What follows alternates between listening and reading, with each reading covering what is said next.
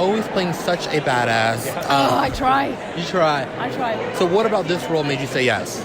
So this role, for me, I felt kind of like having never come across a character whereby she is one half of a time-traveling couple. I felt that in and of itself was pretty darn cool. But certainly knowing Clare to be a wonderfully complex character in the scenario and situation that she finds herself in, and the fact that Steven Moffat had adapted the book, that very much pulled me in.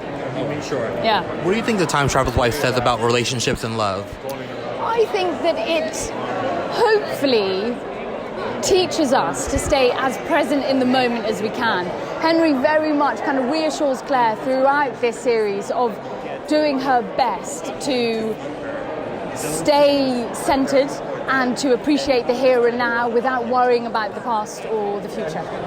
You always get the best female co-stars. Talk a little bit about what you learned working with Rose on this project. Well, it's tricky because, every time you do something, you have to say you like the person. Sure. And sometimes you lie and sometimes you don't. But we don't lie, but, you stretch the truth, shall we say. Look nice. Yeah. But Rose is a proper gem. She's a lovely person, very down to earth, and she's also really fucking good at what she does. So we had a really great time, genuinely. What do you think the time traveler's wife says about love and relationships in life?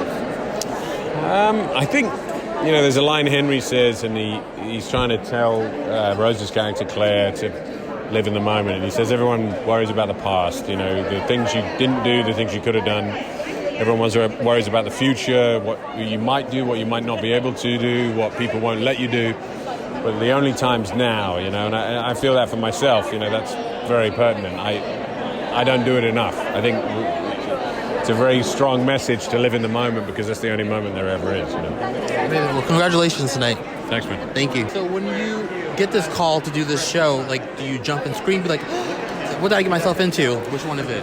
I literally jumped and screamed. I was with two of my best friends in New York who have been my best friends since 10 years ago when I was doing Shakespeare in Washington Square Park.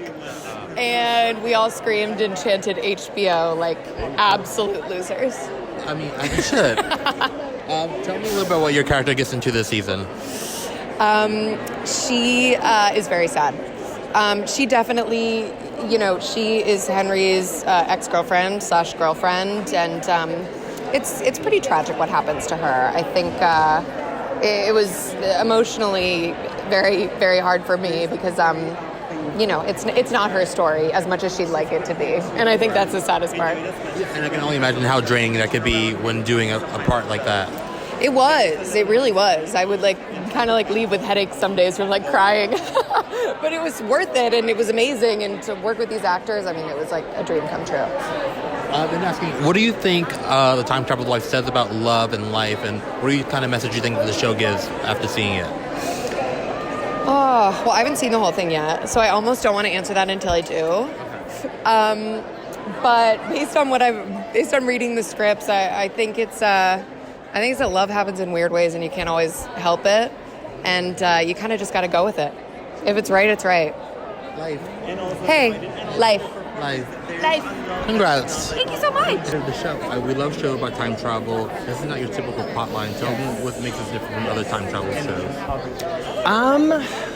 I think what struck me, at least, I always go back to this line that Theo's character Henry has, that the big events have a more polarizing pull. So these traumatic moments of trauma in your life are the moments that he keeps going back to.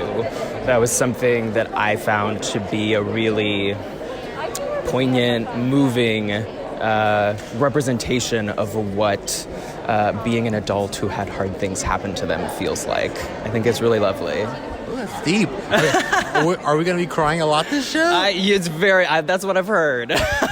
I've only seen bits and pieces, but I read all the scripts, and the movie certainly had a reputation for making people cry. The book certainly had a reputation for making people cry. So if it looks like a duck and it quacks like a duck, it's probably a duck. Oh my God. Well, we're super excited for you tonight. Congratulations. Of course. Thank you so much. It's a pleasure. Congratulations. Thank you so much. Tell me a little about this process. How did you get on board for this? It kind of came across my desk. David Rubin asked if I would be interested in getting involved, and I found out that Steven Moffat was writing it and David Nutter was directing it, and I said, I'm interested at all costs. What do I got to do? Sign me up. Do you always say yes to a project like this? Of course, without a doubt.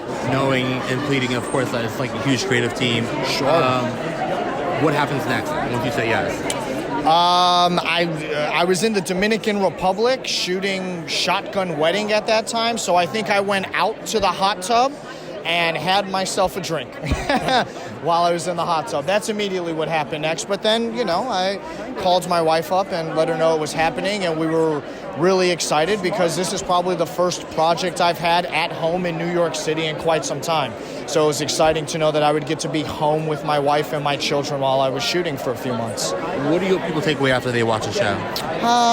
I think people will recognize a lot of their relationships at different times in their lives and realize that love is never fleeting, and despite the chaos, there's always something beautiful about to happen.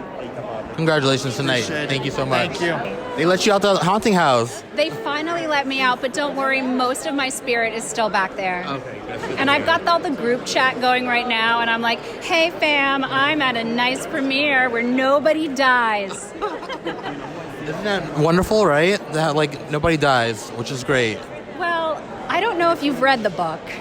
We have, but I don't want to get into any spoilers. Exactly. So I can't say that, but it's life. Everybody dies in life, right? Eventually we all die. What a lighthearted interview we're having. I know. Tell me what about the script made you say yes? I think I was a fan of the original material, a fan of the book way, way back in the day. Okay. And then once you involve Steven Moffat and David Nutter in something, you would be a fool not to be involved. They're, in terms of talent and skill and care for characters and writing and an understanding of how the camera works and storytelling, I would have crawled over broken glass to get here. Now we're back to haunting. I can't stop. I'm just a dark person in my very soul. Well, tell us a little bit about your character and what we're going to see this season. So Annette is the mother of the time traveler. So if we were to rename the show The Time Traveler's Mother, it's a slightly different audience, but that would be my show now. And Annette is a very famous opera singer in the 80s. Think Renee Fleming, Susan Graham, your big grande dame diva. And Annette is living her best life every day in vintage Halston and Tiffany, and getting up on stage and singing arias and thinking about love and being the kind of mom we all sort of dream of, who disappears in a cloud of perfume. What about the time traveler's wife do you think people will take away? What about the story? What about the message do you think people will see after watching it? I think right now we're in a time where media is a lot about struggle, and correctly about the fights we all have in our lives, the fights for justice and the fights to be heard and the fights to be seen, fights to be respected. But there's another side to this, which is the value of love, right? Just because some things are very hard and some people are that are suffering and struggling, love still exists. And at the end of the day, that is the thing that can keep you going. Love of community, love of justice, love of the world, love of somebody else. But that, I believe, is that sort of fountain of youth where the energy to keep going comes from. And if we don't balance out all of this misery with just a little bit of love and hope, we're going to get exhausted in this fight. Eloquent and powerful she is. Congratulations tonight. We're super excited to see it. How did you become part of this project? Just a regular self-tape audition. Yeah, and and a lot of hope and dreams, Sent it in, and in this world of Zoom, I had my call back through Zoom. So, and that was my first time in that situation. So I was like, I don't know, in Jesus' name, let's go. And so we did it, and then 2 days later, they were like, you got the part. Which is crazy. Which is insane how your life can change overnight. You're on HBO. I know. Is that not the craziest thing? What are you looking forward to people seeing tonight? What about the story do you think people are going to take away once they see you guys on screen? I think The Time Traveler's Wife is obviously a story about love. It's a story about the time traveler's wife, so we see a lot of their love, which is intimate, it's romantic, it's beautiful, it's thrilling. And you're also going to see other relationships, which I think is very important. I think friendship, supportive friendship, love is going to be in the show, not just in one intimate manner, but all over. And it's what ties us together to stay together in this crazy journey of time traveling. I love that. Okay, so there's so many time traveler stories. What's one of your favorites that you can think back to? That I can think back to. I mean, I watched Back to the Future a lot, and I'm thinking of like, I don't know why I think of like Urkel in that moment when he gets into the machine. I know it's not time traveling, but I think of that. We love it. We love a moment. Congratulations tonight. We're so excited for you. Thank you. Appreciate it. Talk about bringing this project together. How did that happen? How did the project come together? Well, actually, you were talking to Brian Minchin, the other exec producer, weren't you? Yes, it was on the very, very last day I worked on a British show called Doctor Who. Brian and I made that together. We were co-execs in that.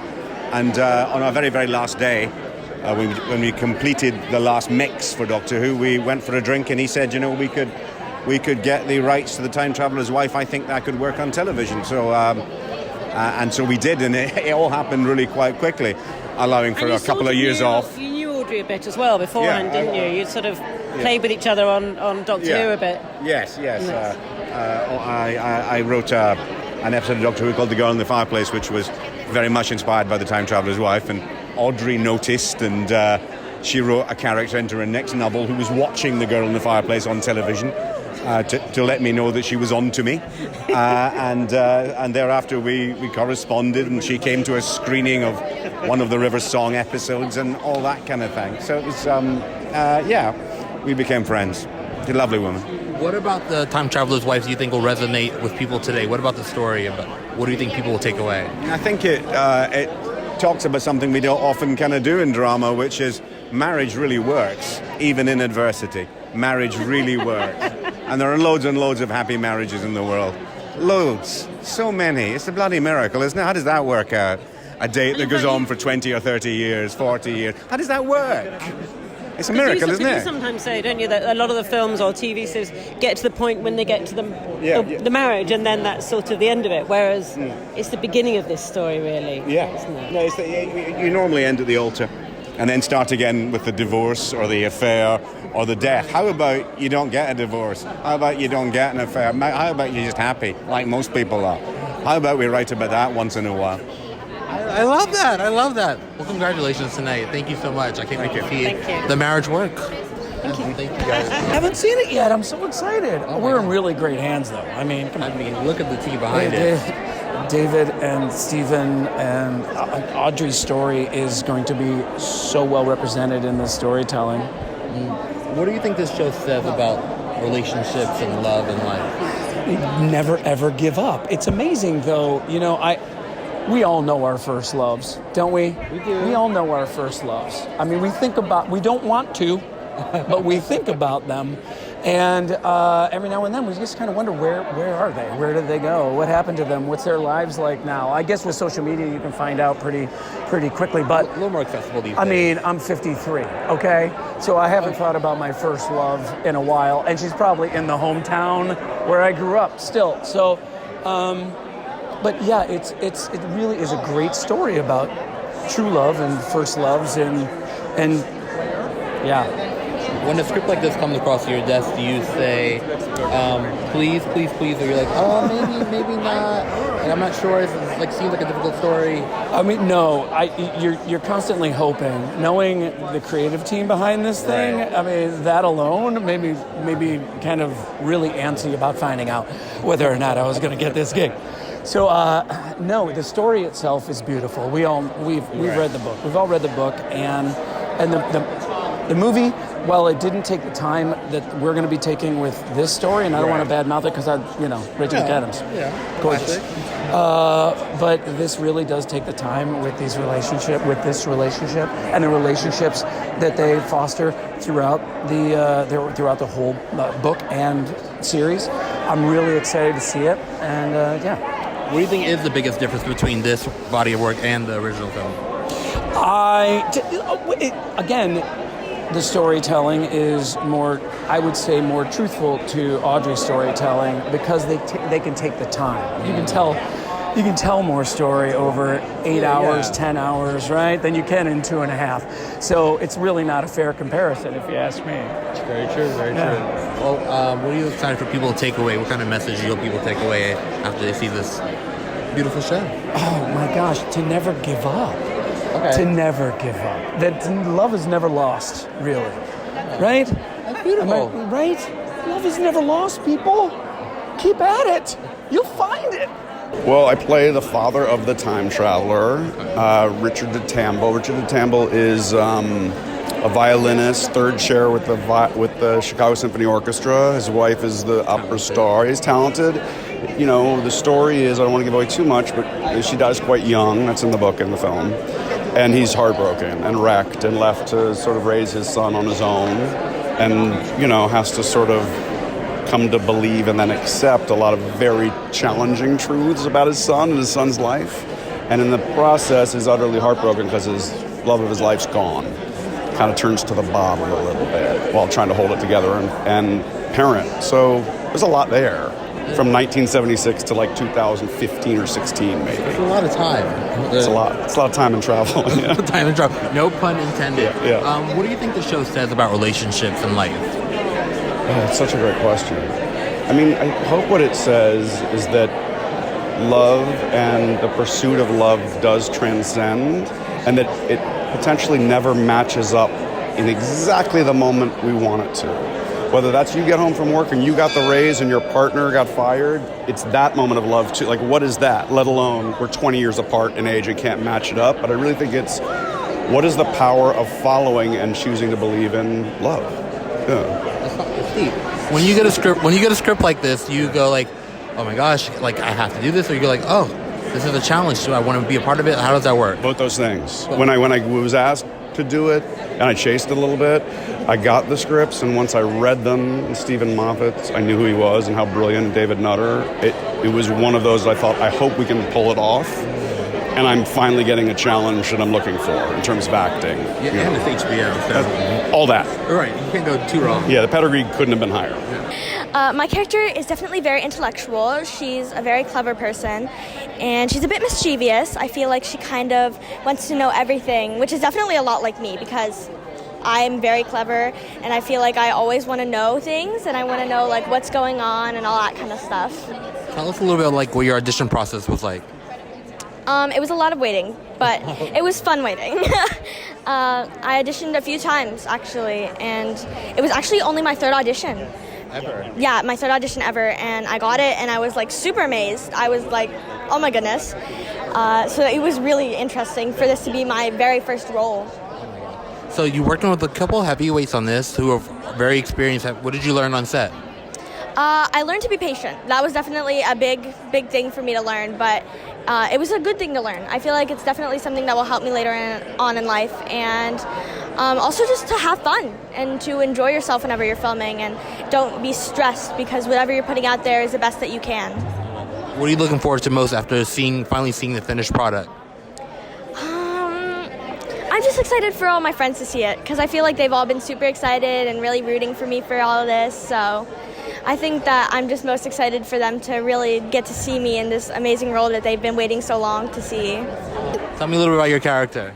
Young Henry is like obviously the younger version of Henry, so he's just kind of like watching as Henry like directs him through everything. So like sometimes he wants to try to not let it happen, but deep down he knows that he can't really change anything if he wants to. Even if he like wants to, it's more like just trying to follow in the older him's footsteps. Okay. But at the same time, not really wanting to, I guess. When you're on a big set like this, how much do the nerves kick in? I was a lot more nervous until I actually started like having the people take pictures and asking questions. Then it just a little more natural, I could say. Okay. So you can see yourself doing this more often. Maybe. I mean, it depends where life takes me. What are you most excited about seeing the final finished product tonight? Probably just seeing like how like the editing and the lighting makes it look different, because in previous projects I've seen like when I actually see the screen, and then thinking back to when I actually filmed the scene, it looks completely different. What did you learn most from working with all the different directors and actors on set? Probably just like, I'm not really sure. I guess just more like experience about like kind of like a little bit of everything, and then eventually it just grows more and more, and like more stuff becomes natural and things like that. Well, congratulations tonight. I'm super excited for you. Thank you. What are you most excited about tonight? I'm really excited for the red carpet. Everything's amazing, and I'm just really excited. Are you a bit nervous? Yeah, just a bit. How was it like on set? It was wonderful. Like, everything was so beautiful. It was like the trees were, I don't know about the trees, but like everything was beautiful and amazing. What did you learn working with all the different actors and director? It was crazy, like seeing Theo and seeing Rose and David. David was really nice. And Steven, I didn't get to meet him, but I think he did a really good job with the show. Are you excited for all your friends and family to finally see it? Oh my gosh, like we're all thinking of like inviting my friends over. I know it's like an adult show, but like we are gonna have this huge party with all my friends and their mom and dad, and it's gonna be crazy. Like kind of like a watch party at home. Yeah. Amazing. Well, I'm so excited for you. Congratulations. Have fun tonight, okay? Okay.